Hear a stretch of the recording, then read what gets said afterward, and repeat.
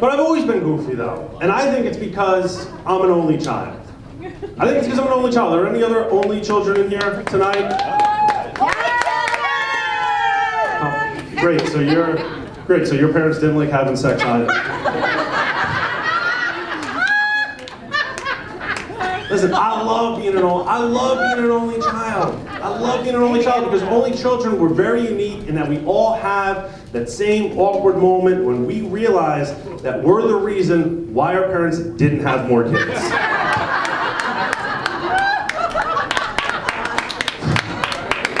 That light bulb goes off, you're like, oh shit, that's it. That's it. And for me, it happened when I was in 3rd grade. And I got in trouble in school, but it wasn't for like normal kid stuff. It wasn't for talking or fighting in class. No, it was for forging a check for books. Books. You guys remember Scholastic Book Club?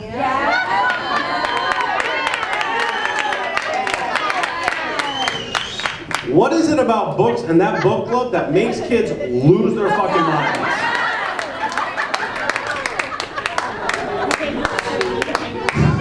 Like they say, listen, people say that weed is a gateway drug. No, it's these books. These books are a child's first drug addiction, and Scholastic is their first drug dealer. These kids aren't chasing after marijuana, they're chasing after the magic school bus. Thank you, those of you who read books.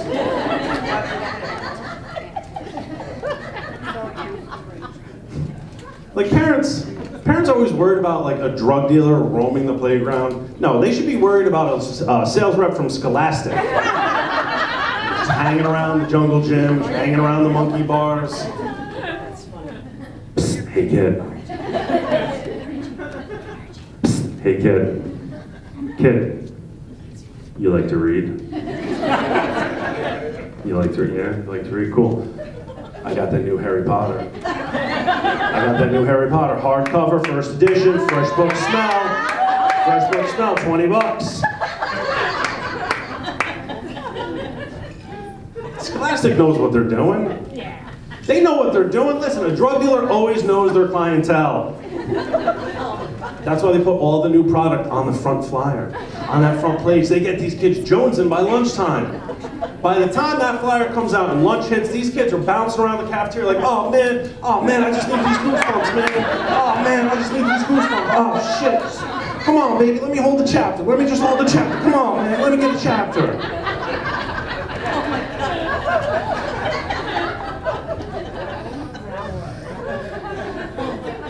Then by the end of the day, these same junkies turn into Olympic athletes and just sprint home. That day that flyer comes out, by the end of school, those kids are out of there.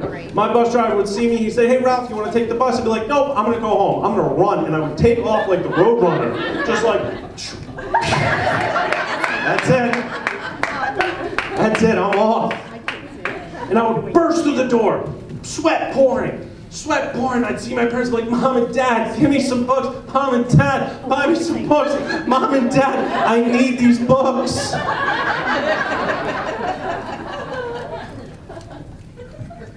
My parents were like, no books for you, Ralph. No books for you. So I did what any normal 8-year-old child would do. I woke up early the next day, I snuck into their bedroom, grabbed a check out of their checkbook, filled it out on the bus, and when I got to school, I put it in the envelope and I gave it to my teacher. Later on that day, I got called to the principal's office. But that wasn't anything new for me. Listen, I had my own desk, my own chair. My principal and I, we were best friends. We hung out all the time. So when I got that phone call, I was in no hurry to get there. I was in no rush. No, I took my sweet old time. Going down the hall. La la la. La la la la la. Maybe pass by one of my friends' classrooms.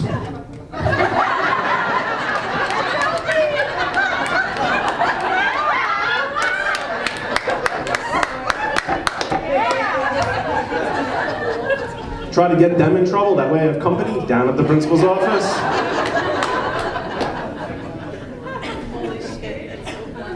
But when I got there that day, my dad was there. That was new. That was new. That's when I also found out that you can actually poop or puke from being scared. And I was stuck like those tourists on the platform. I didn't know what to do.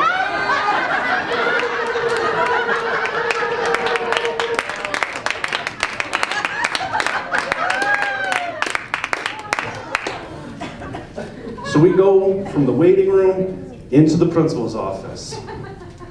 The three of us sit down. I'm looking at her, she's looking at my dad's looking at me, wondering why he didn't pull out in February of 1981.